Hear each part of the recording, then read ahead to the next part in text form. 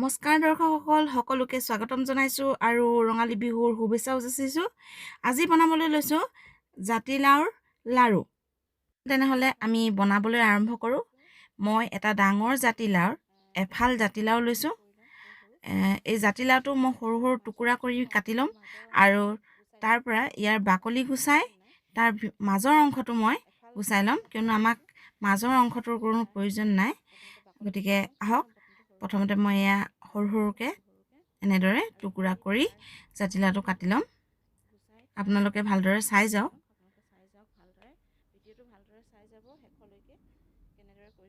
এয়া এই মাজৰ অংশটো আমাৰ প্ৰয়োজন নাই, গতিকে এই মাজৰ অংশটো আমি কাটি উলিয়াই দিব লাগিব।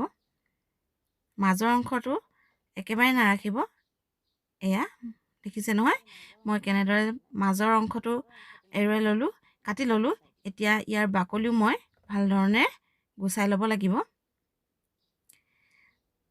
এতিয়া লকডাউনৰ সময়, গতিকে মই ঘৰতে জাতিলাও লাগি থকা দেখি চিন্তা কৰিলোঁ যে জাতিলাওৰ লাড়ু কেইটামানকে বনোৱা যাওক, আৰু এই ৰেচিপিটোকে মই আপোনালোকৰ লগত শ্বেয়াৰ কৰিবলৈ লৈছোঁ। এয়া চাওক, মই জাতিলাওৰ বাকলিটো গুচাই ল'লোঁ আৰু মাজৰ অংশটো এনেদৰে এৰুৱাই ল'লোঁ। আপোনালোকে তেনেকৈ ধৰণে জাতিলাওৰ মাজৰ অংশটো এৰাই ল'ব। এয়া চাই যাওক মই কেনেধৰণে বাকী জাতিলাওটোৰ মাজৰ অংশখিনি গুচাই বাকলিখিনিও আমি তেনেধৰণে গুচাই ল'ম। জাতিলাও সাধাৰণতে খাব লাগে, গৰমৰ ছিজনত বিশেষকৈ জাতিলাও খাব লাগে। ইয়াৰ বহুতো উপকাৰিতা আছে, কিন্তু সাধাৰণতে কি হয় যে সৰু সৰু ল'ৰা ছোৱালীবোৰে জাতিলাও খাবলৈ অপ্ৰস্তুত হয়, তেওঁলোকে মান্তি নহয়। কিন্তু এনেধৰণে যদি আমি জাতিলাও মিঠা দি লাড়ু বনাই দিওঁ, তেনেহ'লে নিশ্চয় খাবলৈ মন কৰিব। মোৰো এটা সৰু বাচ্চা আছে, 4 বছৰীয়া, গতিকে সিও জাতিলাও খাবলৈ ভাল নাপায়। কিন্তু এনেধৰণে যেতিয়া মই লাড়ু বনাই দিওঁ, সি খুব মানে আগ্ৰহেৰে জাতিলাওৰ লাড়ুটো খায়। গতিকে আপোনালোকেও ঘৰতে বনাই ল'ৰা ছোৱালীক দি চাওকচোন, নিশ্চয় তেওঁলোকেও ভাল পাব, সিহঁতেও খাব। এয়া এনেধৰণে আমি গোটেই জাতিলাওটো আমি যিমানখিনি জাতিলাও লওঁ, জাতিলাওটোৰ বাকলিখিনি গুচাই মাজৰ অংশটো ভালদৰে এৰুৱাই ল'ম।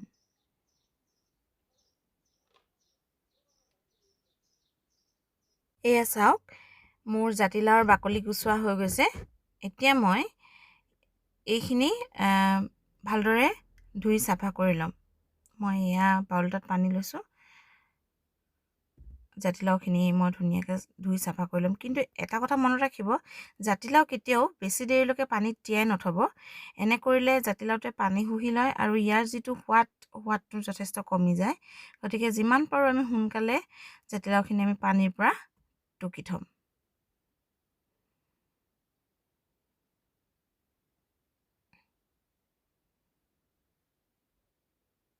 এতিয়া এইখিনি মই ৰুকি ল'ব লাগিব ভালদৰে। ৰুকনি এখনেৰে আমি ভালদৰে ৰুকি ল'ম। এয়া চাওক, মই ৰুকিবলৈ আৰম্ভ কৰিছোঁ।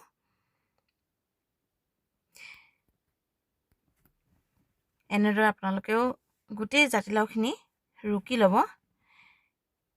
এনেকৈ ডাঙৰ টুকুৰাবোৰ আপোনালোকে আঁতৰাই দিব, কিয়নো পাছত লাড়ু বনাবলৈ এই টুকুৰাকেইটাই যথেষ্ট আমনি কৰিব। গতিকে তেনেধৰণে যদি ডাঙৰ টুকুৰা ওলায়, তেনেহ'লে সেই টুকুৰাবোৰ আপোনালোকে আঁতৰাই যাব। আৰু ৰুকনিখনৰ সৰু ফুটাইদি কেতিয়াও ৰুকি নল'ব, অকণমান ডাঙৰ ফুটাটোৱেদি ৰুকিব আৰু পাৰিলে দীঘল দীঘলকৈ ৰুকিবলৈ চেষ্টা কৰিব। মোৰ জাতিলাও ৰুকা হৈ গৈছে। আপোনালোকে মন কৰিব, মই জাতিলাওৰ স্লাইচটো দীঘল দীঘল কৰিছোঁ, আপোনালোকে চাওক, আৰু স্লাইচটো সৰু কৰা নাই, মিডিয়াম কৰিছোঁ, মধ্যমীয়া জোখৰ কৰিছোঁ। বৰ ডাঙৰ ডাঙৰ স্লাইচো কৰা নাই আৰু বৰ সৰুও কৰা নাই। এতিয়া আমি এনেকৈ ফুটা ফুটা লোৱা খৰাহী এটাত জাতিলাওখিনি প্ৰায় আধা ঘণ্টামান সময় থৈ দিম, যাতে ইয়াৰ যিটো এক্সট্ৰা পানী আছে, এই পানীটো যাতে নিগৰি যায়। কিন্তু কেতিয়াও ইয়াক আমি প্ৰেছ কৰি নিদিব, মুঠিয়াই ইয়াৰ ৰসটো উলিয়াব নিদিব। এনে কৰিলে আমাৰ লাড়ুটো বেয়া হ'ব। এনেকৈ আমি আধা ঘণ্টা সময় ৰাখি দিব লাগিব। এয়া মোৰ আধা ঘণ্টা সময় হৈ গৈছে আৰু চাওক, যথেষ্টখিনি পানী ইয়াত নিগৰি গৈছে। এয়া চাওক, এক্সট্ৰা পানীখিনি নিগৰি তলত জমা হৈ গৈছে। এতিয়া মই এইখিনি ভাজিব লাগিব। মই কেৰাহীটো ফ্লেমত তুলি দিছোঁ, কিন্তু কেৰাহীটো গৰম হ'বলৈ দিয়া নাই, একেবাৰে ল' ফ্লেমত কেৰাহীটো তুলিছোঁ। গৰম হোৱাৰ আগতে ইয়াত মই এচামুচ গলাই লোৱা ঘি ঢালি দিম। এয়া মই গলাই লোৱা 1 চামুচ ঘি দিছোঁ। আৰু কেৰাহীটো গৰম হোৱাৰ আগতেই মই যিখিনি ৰুকি লোৱা জাতিলাও আছে, সেই জাতিলাওখিনি ইয়াত দি দিম আৰু লগতে চেনিও দি দিম।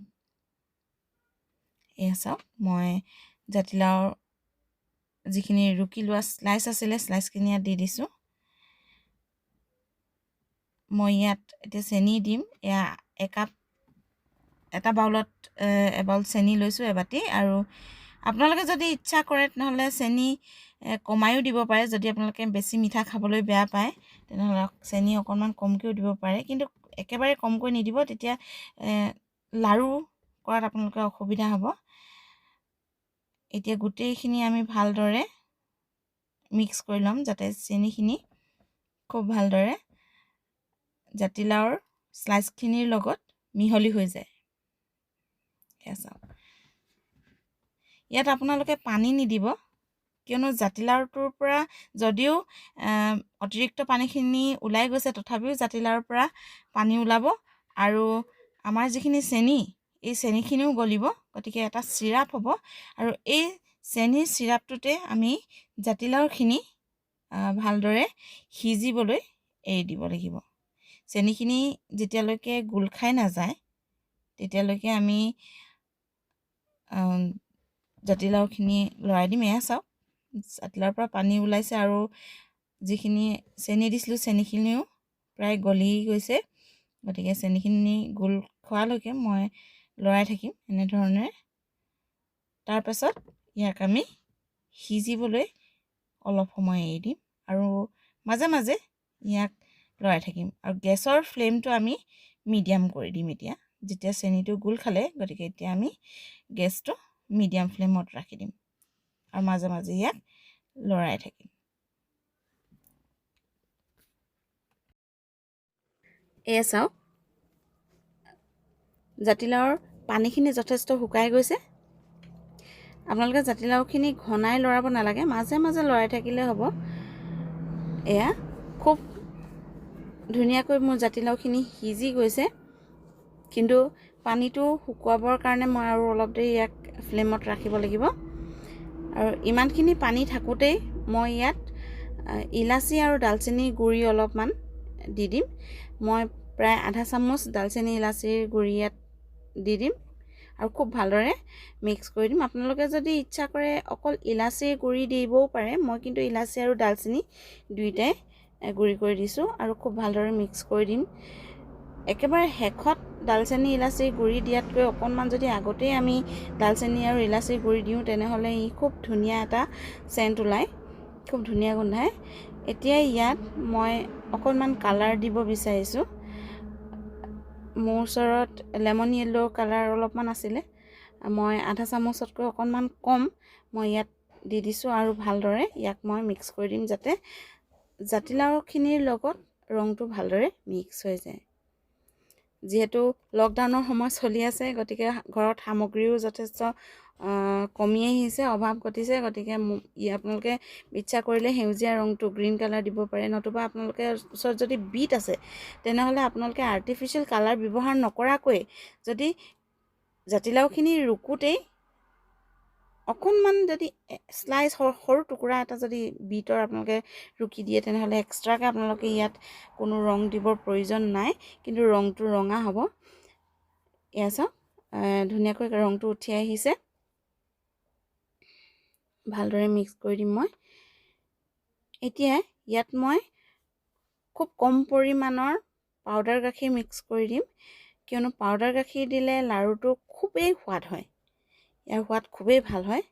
গতিকে ৰংখিনি, এয়া চাওক, ৰংখিনি খুব ধুনীয়াকৈ মিক্স হৈ গৈছে। ৰংখিনি ভালদৰে মিক্স হোৱাৰ পাছতহে আমি পাউডাৰ গাখীৰখিনি কিন্তু এড কৰিব লাগিব, তাৰ আগতে কিন্তু আমি পাউডাৰ গাখীৰখিনি এড কৰি নিদিওঁ। এয়া চাওক, মোৰ ৰংখিনি জাতিলাওখিনিৰ লগত খুব ধুনীয়াকৈ মিক্স হৈ গৈছে, কালাৰটো ধুনীয়াকৈ উঠি আহিছে।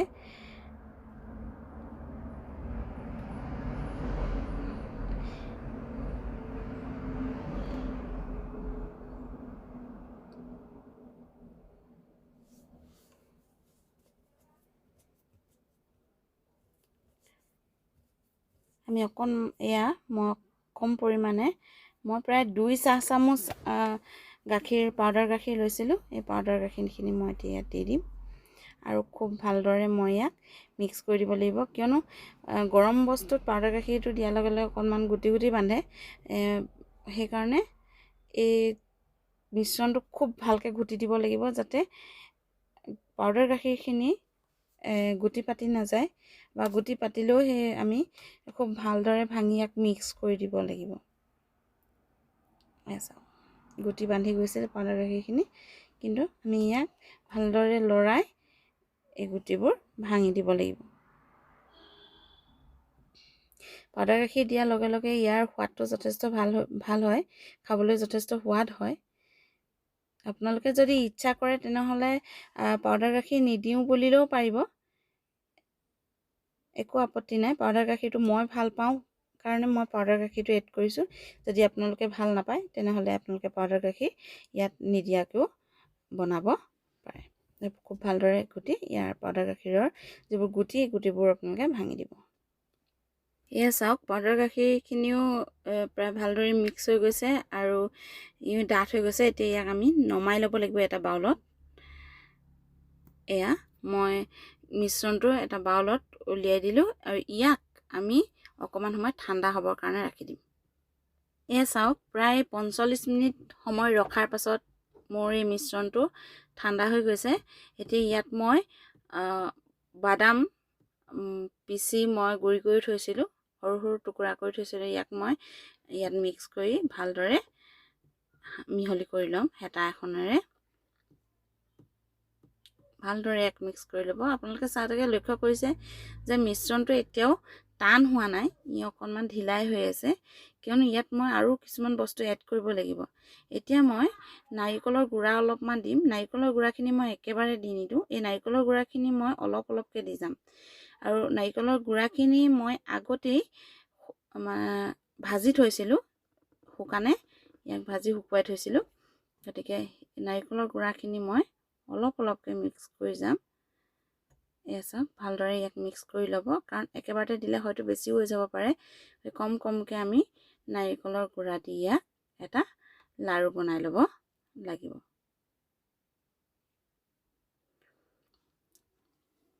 আপোনালোকে ইচ্ছা কৰিলে ইয়াত চুজিও দিব পাৰে।